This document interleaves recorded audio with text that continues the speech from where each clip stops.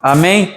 Nós cremos que esse ano o Senhor vai restituir muita coisa para a nossa vida, amém? Amém. A maior ferramenta que Satanás ele usa contra os filhos de Deus é o embaraço, é a descrença, né?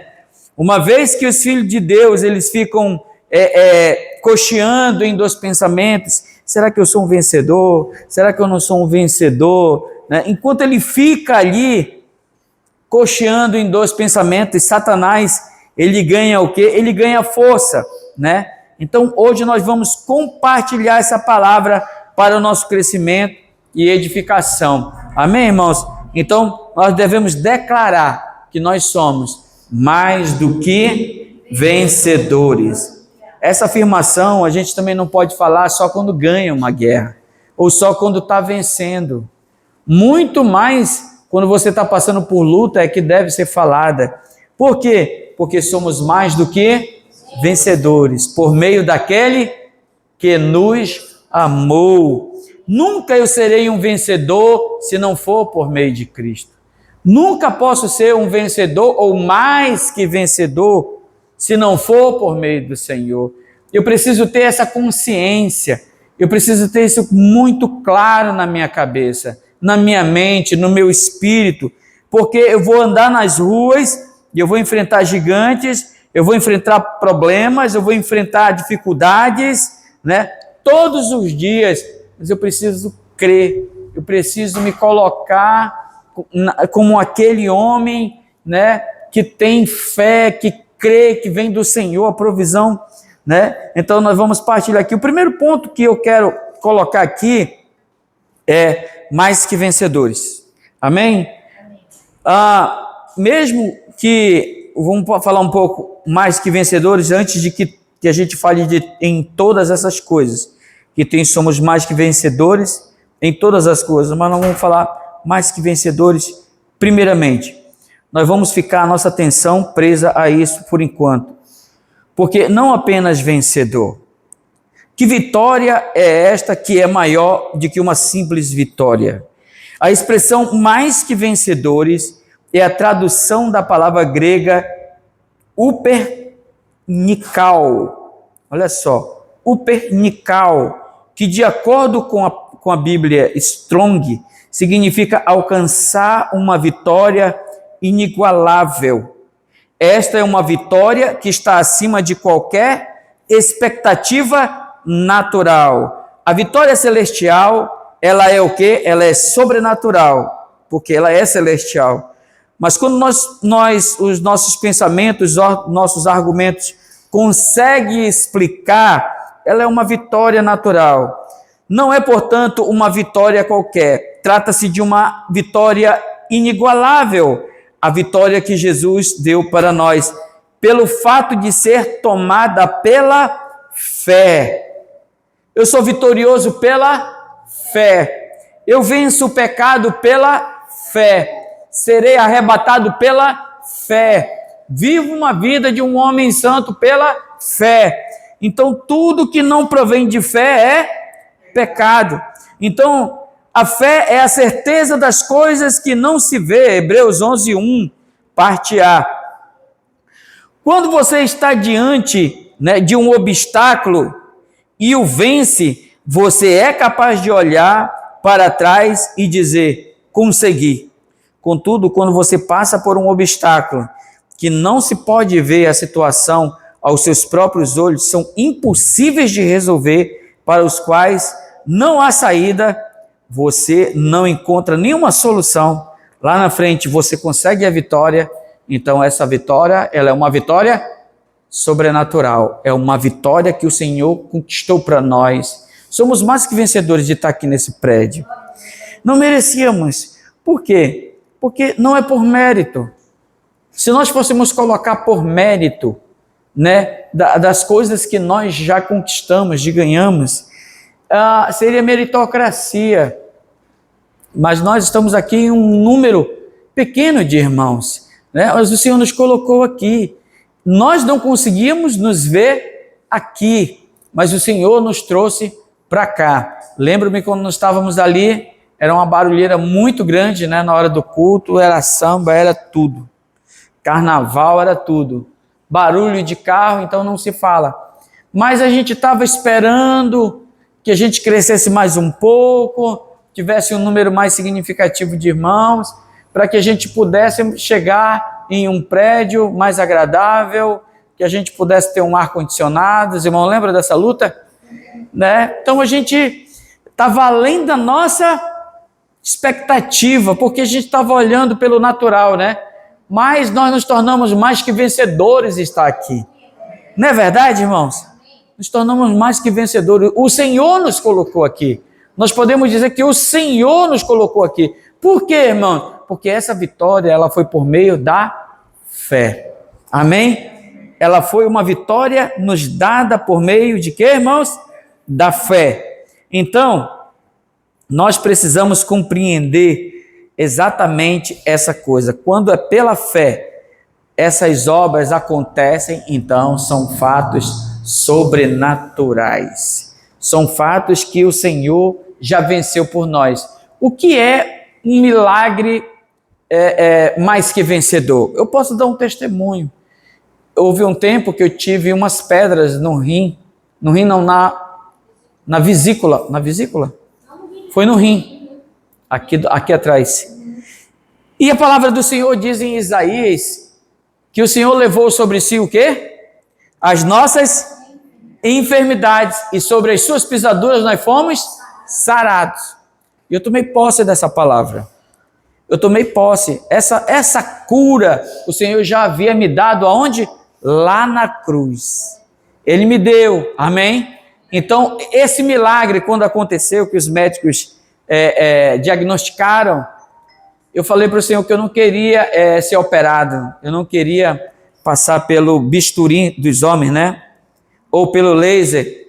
E eu fui aos pés do Senhor, reivindico, Senhor, a tua palavra diz que o Senhor levou sobre si as nossas enfermidades e sobre as suas pisaduras eu fui o quê?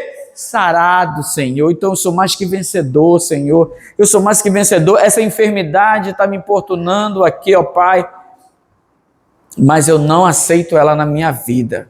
Eu declaro que ela vai bater em retirada em nome de Jesus. Se o Senhor tiver de me levar, amém, eu irei. Mas se não for o tempo, Senhor, de ir, Senhor, ela vai sair da minha vida em nome de Jesus. E passou uns dias, nós fomos fazer outro exame, né? Eu levei lá o raio-x, né? O primeiro raio-x estava dando 12 pedras. O segundo raio-x estava lacrado e eu levei lá para o médico.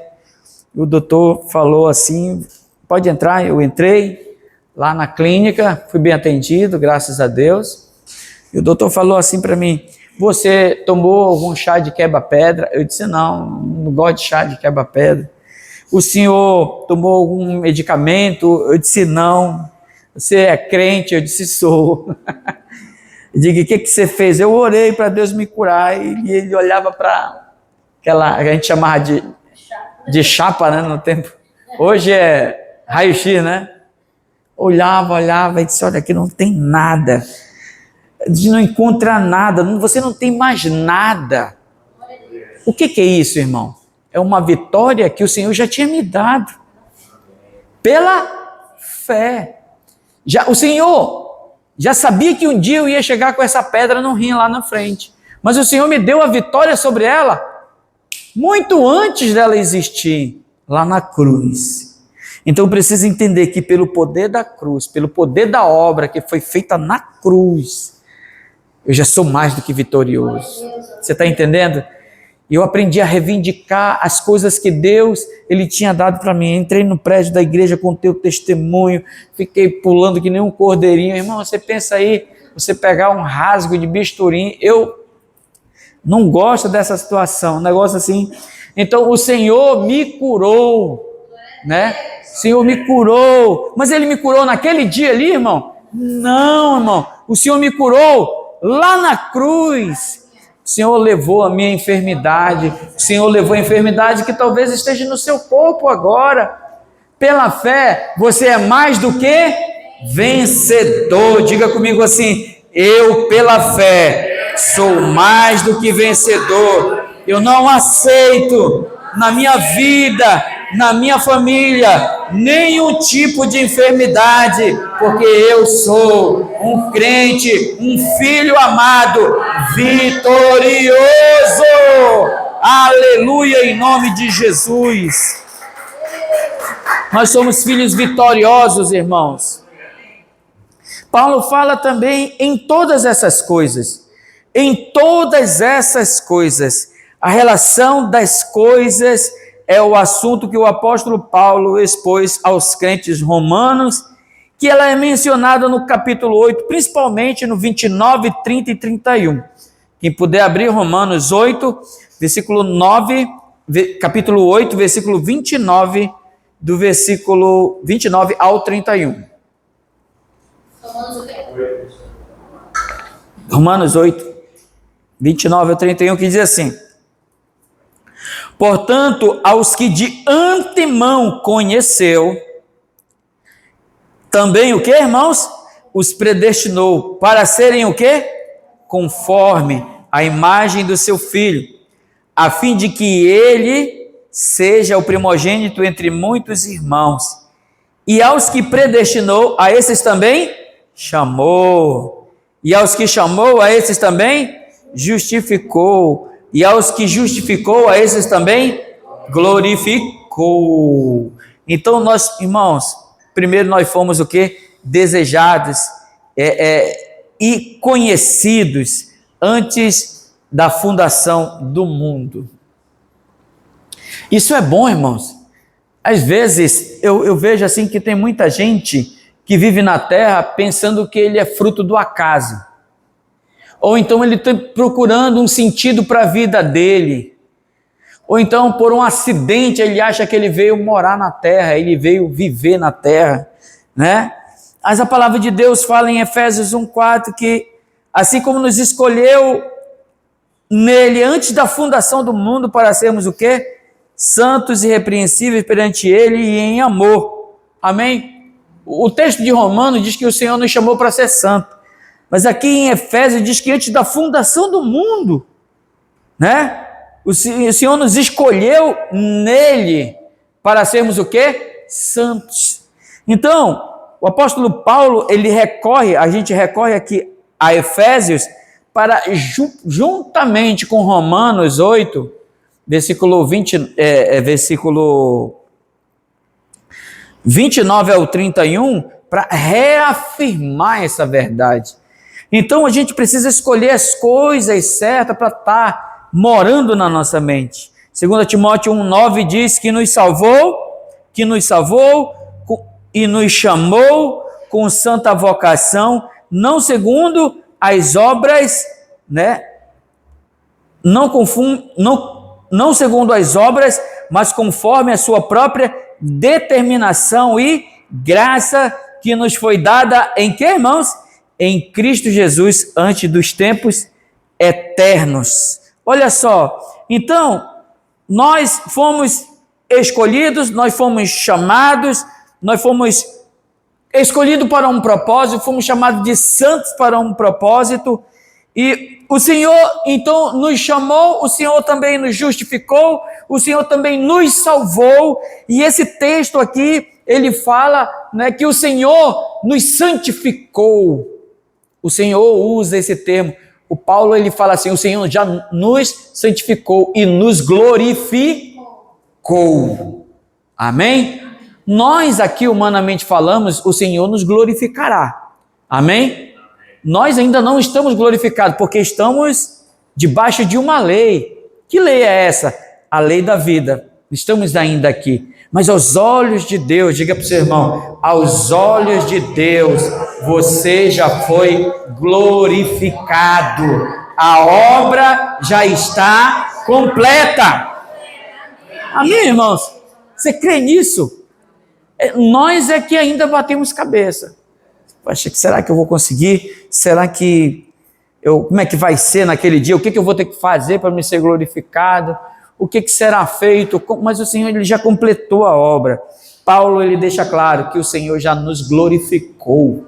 Amém? Glorificou, justificou, santificou, salvou. né? E nos regenerou, nos perdoou. Tudo já está no presente. Aos olhos de Deus já está completo. Amém? Só nós é que estamos dentro de um tempo. Então é por isso que a gente anda ansioso. É por isso que nós andamos preocupados. É por isso que nós andamos, porque nós estamos dentro de um tempo e espaço. Mas Deus, ele é atemporal, irmãos. Não existe tempo para Deus. O presente, o passado e o futuro é o agora para Deus. Então, ele está vendo aqui Adão aqui, mas ele já está vendo Adão justificado aqui. Para Deus, aqueles que morrerão na grande tribulação, já está diante dele. Satanás, diante de Deus, já está derrotado. Você talvez não esteja entendendo o que eu estou falando. Mas aos olhos de Deus, Satanás já não é mais um problema. E Satanás não deveria ser um problema para você. Se você andar pela fé. Satanás tem hora todo o tempo que você anda preocupado com o Satanás. Se você andasse guardando muita energia para dizer eu sou vencedor, sou mais que vencedor, o Senhor está comigo, onde eu for eu sou abençoado, eu só vou morrer no dia que o Senhor tiver de me levar mesmo. Você só vai quando o Senhor quiser que você vá. Se não chegar o dia de você ir, você não vai. Entendeu? Vá viver em paz a sua vida, vai descansar seu cérebro na graça do Senhor, descansar na vitória que Ele já te deu, descansar no propósito que Ele já entregou na tua vida. Por quê? Porque se você fizer assim, você está desfrutando das verdades que o Senhor já te deu. O Senhor já nos entregou isso, irmão. Amém? O Senhor já nos deu isso. Aleluia. Então eu quero viver pela fé. Eu quero viver segundo o propósito de Deus. Eu quero viver como um justificado. Eu quero viver como um homem perdoado. Eu quero ter na minha mente esclarecido que eu já sou glorificado. Eu quero ter na minha mente impregnado que eu sou um filho muito amado, entendeu? E que todas as coisas que o Senhor separou para mim acontecerão ainda nessa vida. Amém, irmãos? Então o Senhor já nos glorificou. Assim nós cremos em nome de Jesus. Irmãos, tem um outro ponto aqui que é muito interessante. Conforme a imagem de seu filho. Nesse ponto, eu preciso gastar mais um tempo, né? Olha só, a palavra de Deus, Romanos 8, 29, que nós lemos, diz assim: portanto, ao que de antemão conheceu, também os predestinou. Predestinou para quê, irmãos? Para serem conforme a imagem do seu filho, a fim de que ele seja o quê? O primogênito entre muitos irmãos. Esse termo conforme está relacionado à forma que é Cristo. Ele é a nossa forma, tá, irmãos? Cristo é a nossa forma. Você pega uma massa, né? Você bate ela, mistura ela ali para fazer um salgado. E você mistura aquela massa, quebra ali um ovo, adiciona na massa, joga ali o trigo, prepara ela. E lá na sua casa você tem a forma de um coração, né? Então você vai fazer um salgado na forma de quê? De um coração. E aí você pega aquele coração, enxerta aquela massa, coloca ali o recheio e fecha com a outra forma. Ok? E aí você tira e vai fritar. Ela vai ficar um coração perfeito, porque aquela massa, ela saiu dali, amém? E ela entrou naquela forma, tá? Então, não é conforme de conformidade, é conforme de forma, de ter e estar na forma que é Cristo. Então, você foi batido em Cristo, né? Você foi espremido em Cristo, e muitos nós ainda passamos por crivos, por tribulações. Nós estamos nos moldando a Cristo, amém? Ele é a nossa forma, amém? Nós temos que ser iguais a Cristo. Então o Senhor está nos moldando, o Senhor está nos colocando ali uns aos outros, ali, apertando. E isso vai formar o quê, irmãos? Isso vai formar um pequeno Cristo, que é eu e você. Nós, então, nos entramos na forma de Cristo. Cristo, ele tem, irmãos, um aspecto. Ele tem um aspecto, amém? Olha só o que a palavra de Deus diz aqui, que nós vamos recorrer a Efésios, para que você venha entender qual é a forma de Cristo no reino espiritual. Abra sua Bíblia em Efésios 6, do versículo 13 até o 17. Efésios, capítulo 6, do versículo 13 até o 17. Diz a palavra do Senhor assim, ó: portanto, tomai toda a armadura de Deus, para que possais resistir no dia mau, e depois de terdes vencido tudo, permanecer o que, irmãos? Inabaláveis. Aí ele vem: estais, pois, firmes, cingindo-vos com a verdade e vestindo-vos da couraça da justiça, calçai os pés com a preparação do evangelho da paz, embraçando sempre o escudo da fé, com o qual podereis apagar todos os dardos inflamados do maligno. Tomai também o que, irmãos? O capacete da salvação, a espada do Espírito, que é a palavra de Deus. Efésios, capítulo 6, do versículo 13 a seguir, as armaduras de Deus. Amém? Então, irmãos, nos tempos antigos, o apóstolo Paulo levou essa palavra aos irmãos em Éfeso. E para que os irmãos em Éfeso tivessem uma mentalidade de um crente mais que vencedor, ele projetou então essa porção, dando ali escrito aos irmãos em Éfeso que existe uma armadura, amém?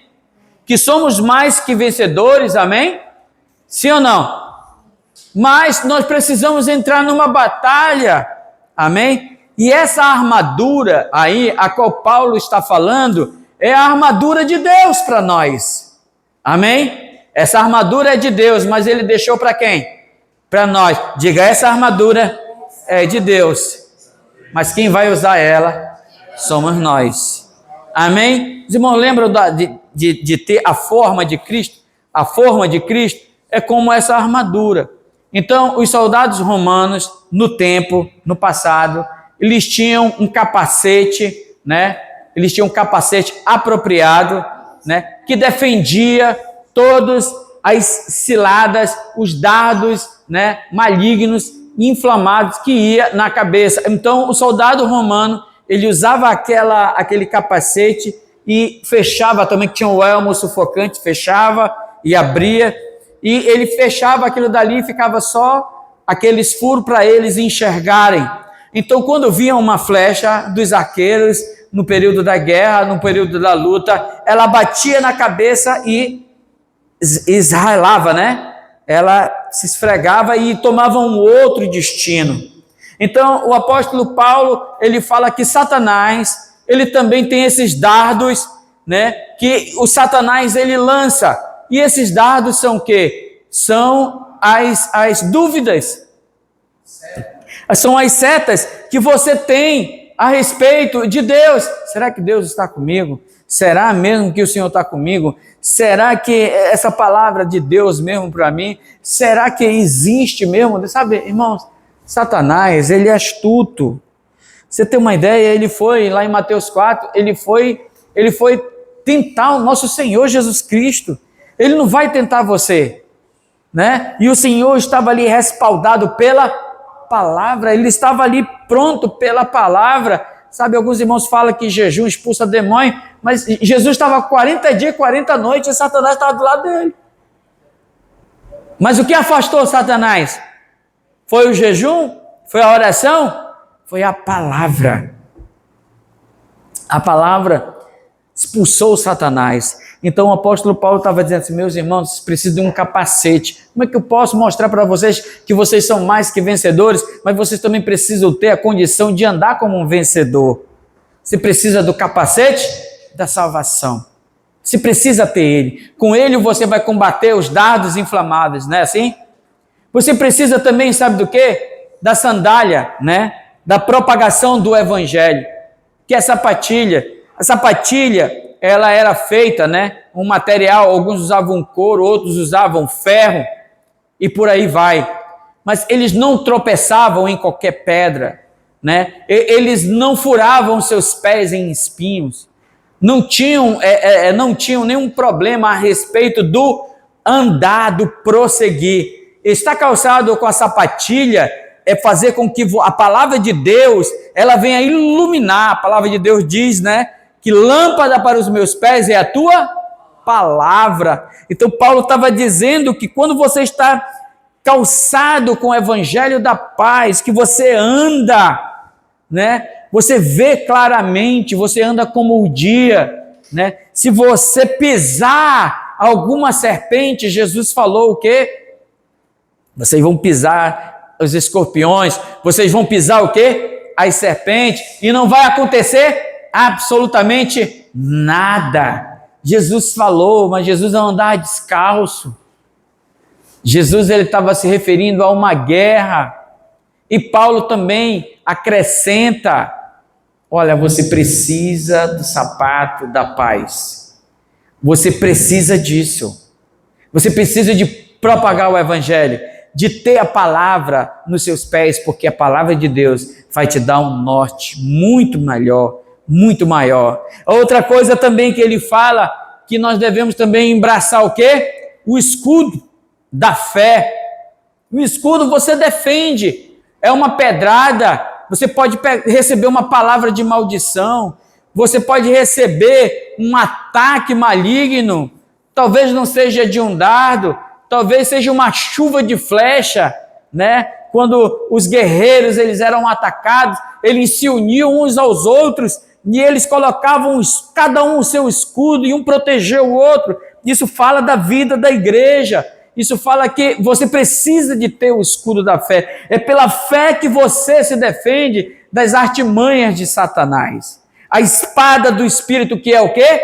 A palavra de Deus. Sabe, irmãos, algumas pessoas falam assim, pastor, mas eu tenho a palavra de Deus.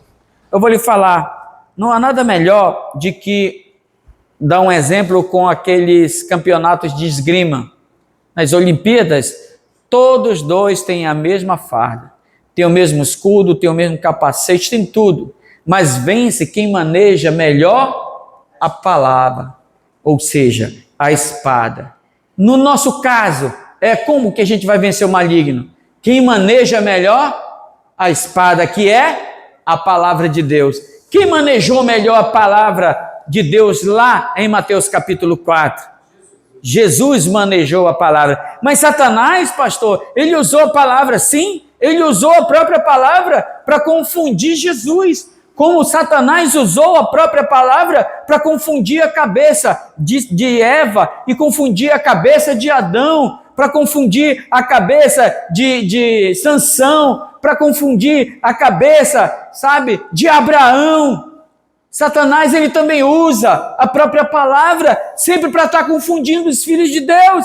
Quantos pastores hoje estão pregando uma palavra que não são fundamentada nos preceitos do Senhor? Estão aceitando tudo aquilo que o mundo aplaude. Irmãos, é horrível isso.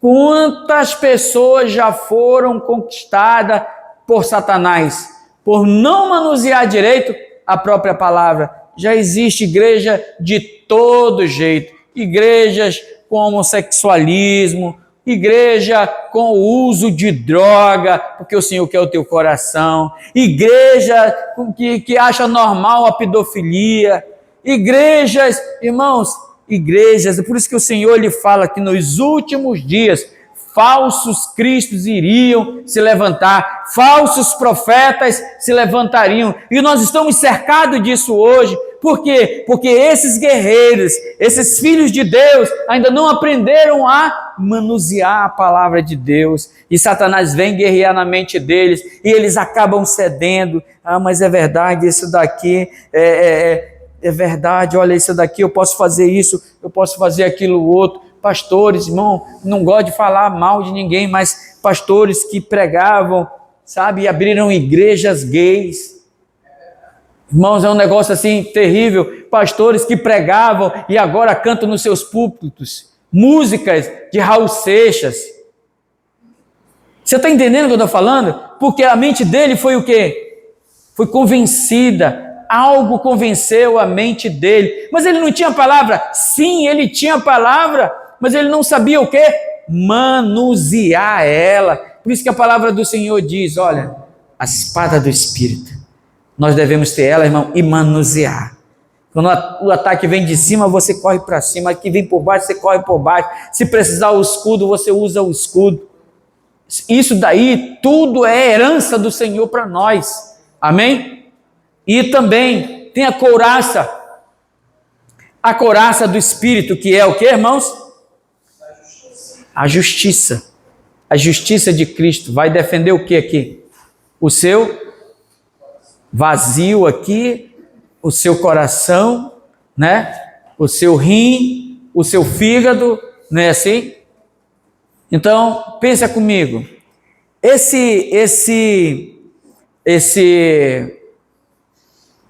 Esqueci até o nome agora. A couraça dos romanos, ela tinha todos os desenhos dos músculos, né? Aqui estava tudo, aqueles músculos, tudo bem definido. O peitoral aqui. Você montou comigo? Sim.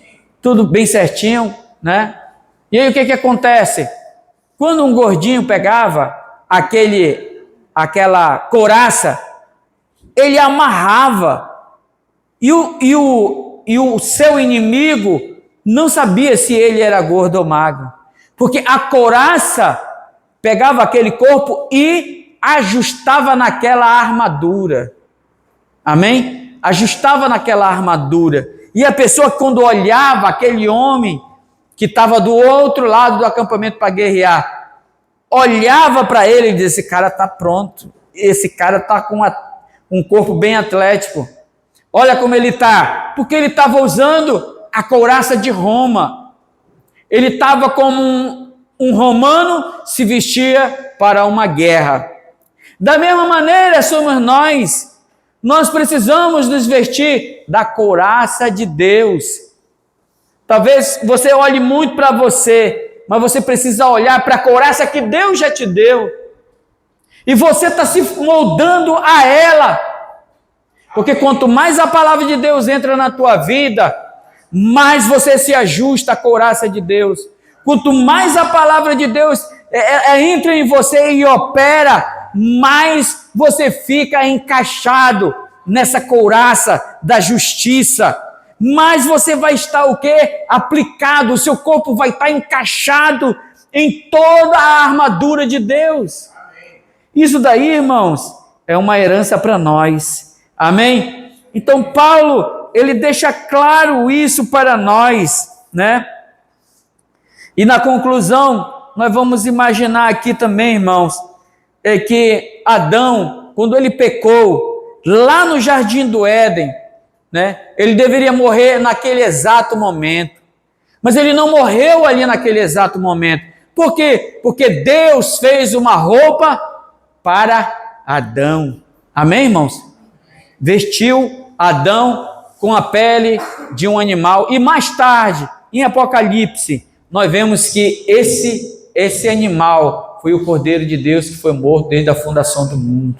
Então, ele botou a pele do Cordeiro sobre Eva e botou a pele do Cordeiro sobre Adão. E ele não morreu, porque quando Satanás olhou para Adão e Eva, ele via o que? A justiça. Eu não posso, porque um animal morreu no lugar deles. Então, eles não podem mais morrer. Amém? Então, quando nós estamos vestidos de Cristo, Satanás olha para nós e ele não pode fazer nada, porque Cristo é a nossa roupa. Cristo é a nossa vida, Cristo é o nosso alimento, Cristo é o nosso vinho, Cristo é o nosso maná que desce do céu, Cristo é a nossa justiça, Cristo é a nossa justificação, é a nossa glorificação, Cristo é tudo em nós. Amém? E nós precisamos ter o quê? Clareza disso. Andar de cabeça erguida, sabe, declarando: eu sou um filho vencedor. Quando o apóstolo Paulo teve um encontro com o Senhor, né?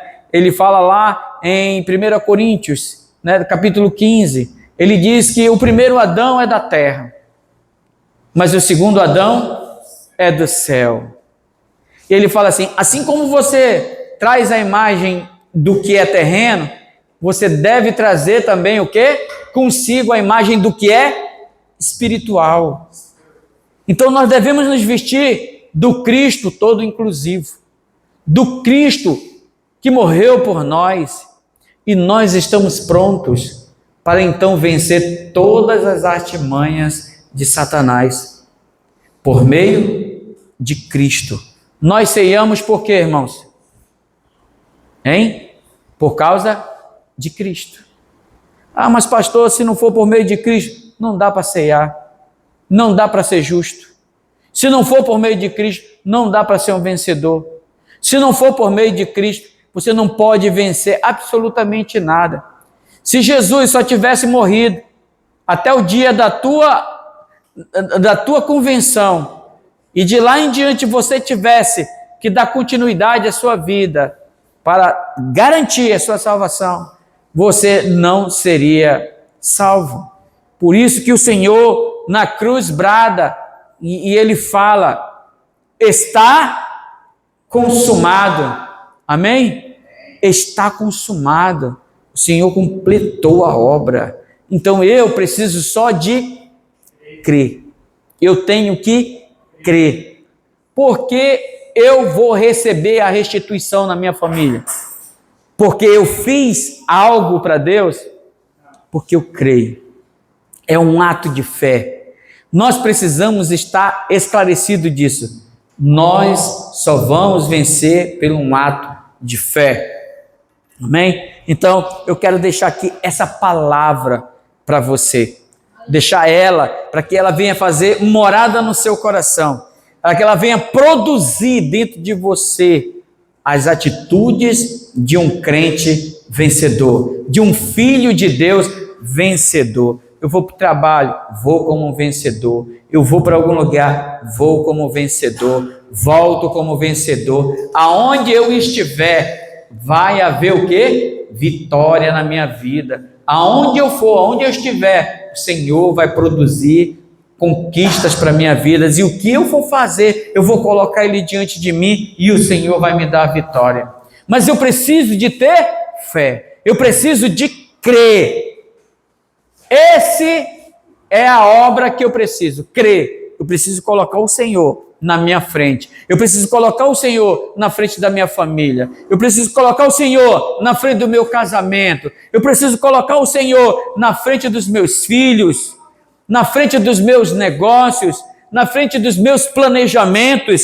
Por que eu vou fazer isso? Porque eu sou um vencedor. Eu não encontro vitória se não for por meio de Cristo.